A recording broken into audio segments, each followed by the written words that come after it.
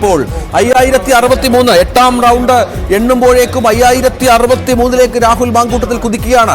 ഇനിയും എണ്ണാനുള്ളതൊക്കെ പിരായിരി പോലെയുള്ള UDF-ന്റെ കോട്ടകളാണ്.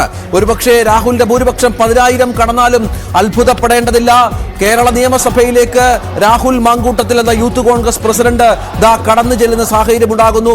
രാഹുൽ ആദ്യമായി തന്നെ തെരഞ്ഞെടുപ്പിൽ മത്സരിക്കുന്നു. പാലക്കാട്ട് വിജയക്കൊടി രാഹുലിനായിരിക്കുമെന്ന കാര്യത്തിൽ ഇപ്പോഴത്തെ നിലയിൽ സംശയമില്ല. കാരണം ഇനി എണ്ണുന്നത് UDF-ന്റെ ശക്തി കേന്ദ്രങ്ങളാണ്. UDF-ന്റെ ശക്തി കേന്ദ്രങ്ങൾ എണ്ണുന്നു.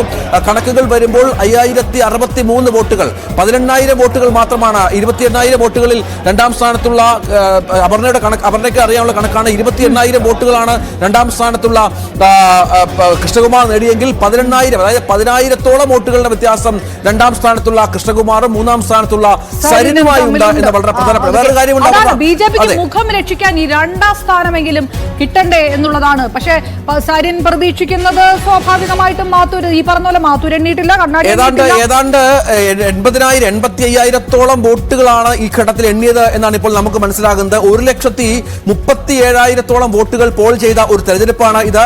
ഏതാണ്ട് 80,000-അടുത്ത വോട്ടുകൾ ഇതുവരെ എണ്ണി എന്നാണ് നമുക്ക് മനസ്സിലാക്കേണ്ടത്. ഈ 80,000 വോട്ടുകൾ എണ്ണുമ്പോഴാണ് 5063 വോട്ടുകൾക്ക് രാഹുൽ മാങ്കൂട്ടത്തിൽ മുന്നിൽ നിൽക്കുന്നത് എന്ന് വളരെ പ്രധാനപ്പെട്ട കാര്യമാണ്.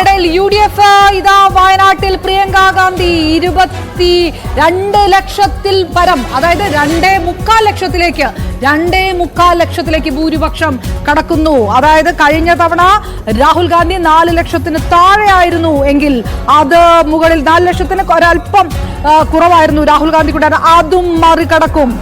അതും അതെ 3,64,000 രാഹുൽ ഗാന്ധിയുടെ വോട്ട്. അതും മറികടക്കും. അത് കടക്കാൻ ഇനി 1 ലക്ഷം കൂടെ മതി. അതെ, അത് മറികടക്കാൻ 1 ലക്ഷം മതി. 4 ലക്ഷത്തിലേക്ക് പ്രിയങ്ക ഗാന്ധിയുടെ ഭൂരിപക്ഷം എത്തിയാലും അത്ഭുതപ്പെടാനില്ല. കാരണം അത് അങ്ങനെയാണ്. ഈ പാലക്കാട് എന്താണ് അനങ്ങാത്തത്? പാലക്കാട് എന്താണ് ഒരു ഡിജിറ്റൽ എന്തിനാണ് രാഹുൽ ജയിക്കും, സംശയമില്ല. 1ാം സ്ഥാനം രാഹുൽ, 2ാം സ്ഥാനം കൃഷ്ണകുമാർ, 3ാം സ്ഥാനം സരിനന്ദകാർ, സംശയമില്ല. 2ാം സ്ഥാനം എനിക്ക് ഒന്നുകൂടെ 2ാം സ്ഥാനം കൂടെ എനിക്ക് അറിയണം. ഇനി 37 ഏതാണ്ട് ഒരു 50,000 വോട്ടുകൾക്ക് അടുത്ത് എണ്ണാനുണ്ട് എന്നാണ് നമുക്ക് മനസ്സിലാക്കേണ്ടത്. 50,000 വോട്ടുകൾ കൂടി എണ്ണാനുണ്ട്. 5063 ഭൂരിപക്ഷമുണ്ട്. ഈ 50,000 വോട്ടുകൾ കൂടുതലും CPM-ന്റെയും അല്ലെങ്കിൽ ഇടതുപക്ഷത്തിന്റെയും കോൺഗ്രസിന്റെയുമാണ്. ഈ 2ാം സ്ഥാനം C കൃഷ്ണകുമാറിന്റെ കയ്യിൽ ഉണ്ടാകുമോ? അത് കണ്ടറിയേണ്ടിയിരിക്കുന്നു. 2ആണെങ്കിലും 3ആണെങ്കിലും CPM-ഉം BJP-യും കൂടെ ഒരുമിച്ച് ഉത്തരം പറയേണ്ട പല ചോദ്യങ്ങളൊക്കെ UDF ഇത് കഴിയുമ്പോൾ ഉന്നയിക്കും. അതിനൊക്കെ ഉത്തരം പറയേണ്ടതായിട്ട് ഇപ്പോൾ 5063 വോട്ടുകൾക്ക് പാലക്കാട് രാഹുൽ മാങ്കൂട്ടത്തിൽ മുന്നിൽ. 2,23,000-ഓളം വോട്ടുകൾക്ക് 25,000-ഓളം വോട്ടുകൾക്ക് വയനാട്ടിൽ പ്രിയങ്ക ഗാന്ധി. 10,299 വോട്ടുകൾക്ക് UR പ്രദീപ് ചേലക്കരയിൽ വിജയക്കൊടി നാട്ടിക്കഴിഞ്ഞു. 5063 എന്ന ഭൂരിപക്ഷത്തിലേക്ക് രാഹുൽ മാങ്കൂട്ടത്തിൽ എത്തുന്ന സാഹചര്യം വളരെ പ്രധാനമാണ്. സന്ദീപ് വാര്യരുടെ പ്രതികരണം ഒന്നും കൂടെ പറഞ്ഞു പോണം. പാലക്കാട്ട് മുനിസിപ്പാലിറ്റിയിൽ BJP-യുടെ അടിവേരിളക്കി UDF. ഈ പരാജയത്തിന്റെ ഉത്തരവാദിത്തം കെ സുരേന്ദ്രനാണെന്ന് പറയുന്നു സന്ദീപ്. കെ സുരേന്ദ്രൻ രാജിവെക്കാതെ, സുരേന്ദ്രൻ പുറത്തു പോകാതെ BJP എന്ന രാഷ്ട്രീയ പ്രസ്ഥാനം കേരളത്തിൽ രക്ഷപ്പെടാൻ പോകുന്നില്ല. സന്ദീപ് വാര്യരുടെ പ്രതികരണമാണ്. അതായത് ഇത് C കൃഷ്ണകുമാറിൽ മാത്രം ഒതുങ്ങി നിൽക്കില്ല. പാലക്കാട്ട് BJP-യുടെ സ്ഥാനത്ത് C കൃഷ്ണകുമാറിനെ നേരത്തെ ആക്രമിച്ചതാണ്. കൃത്യമായി കെ സുരേന്ദ്രനിലേക്കൂടെ വിമർശിച്ചുകൊണ്ടുള്ള സന്ദീപ് വാര്യരുടെ ആഹ്ലാദ പ്രകടനം പുറത്തു വരുന്നു.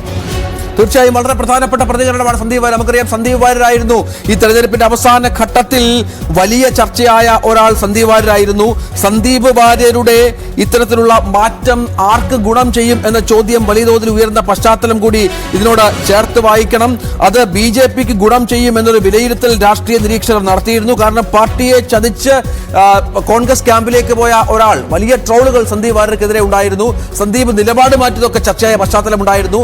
സന്ദീപ് വാര്യരുടെ നിലപാട് മാറ്റം BJP-യെ ജയിപ്പിക്കുമെന്ന് പോലും രാഷ്ട്രീയ നിരീക്ഷകർ വിലയിരുത്തിയ പശ്ചാത്തലമുണ്ട്. അവിടെയാണ് ഇപ്പോൾ സന്ദീപിനും ചിരിക്കാനുള്ള വക പാലക്കാട് ഒരുങ്ങുന്നു എന്ന വളരെ പ്രധാനപ്പെട്ട നിർണായകമായ രാഷ്ട്രീയ സാഹചര്യം. ഈ തെരഞ്ഞെടുപ്പിലെ തഗ് ഡയലോഗ് വന്നിരിക്കുന്നത് വെള്ളാപ്പള്ളി നടേശന്റെ ഭാഗത്ത് നിന്ന്. ഇടത് സർക്കാരിന്റെ ഐശ്വര്യമാണ് NDA എന്നാണ് വെള്ളാപ്പള്ളി പറഞ്ഞിരിക്കുന്നത്. NDAയിലെ മുന്നണികൾ തമ്മിൽ കൂട്ടയടിയാണ്. അതുകൊണ്ടാണ് ഇടത് സർക്കാർ ജയിക്കുന്നത്. അതായത് സന്ദീപ് വാര്യർ പറയുന്നതിനെ മറ്റൊരു തരത്തിൽ വെള്ളാപ്പള്ളി പറയുന്നു. BJP CPM ഡീലെന്നല്ല, ഇടത് സർക്കാർ ജയിക്കുന്നത് NDA ഇടത് സർക്കാരിന്റെ ഐശ്വര്യമാണ് എന്ന് വെള്ളാപ്പള്ളി പറഞ്ഞിട്ടുണ്ട്. ഏതായാലും ഈ വിഷയത്തിനകത്ത് തീർച്ചയായും അത്തരത്തിൽ ഒരുപാട് പ്രതികരണങ്ങൾ ഇനി പ്രതീക്ഷിക്കണം. പ്രധാനപ്പെട്ട നേതാക്കളുടെയൊക്കെ പ്രതികരണങ്ങൾ വരണം. ഈ തോറ്റവരും ജയിച്ചവരും സംസാരിക്കണം. എന്തുകൊണ്ട് തോറ്റു, എന്തുകൊണ്ട് ജയിച്ചു എന്ന് വിശദീകരിക്കണം. അങ്ങനെ ഇനിയും പ്രതികരണങ്ങളുടെ മണിക്കൂറുകൾ കൂടിയാണ്.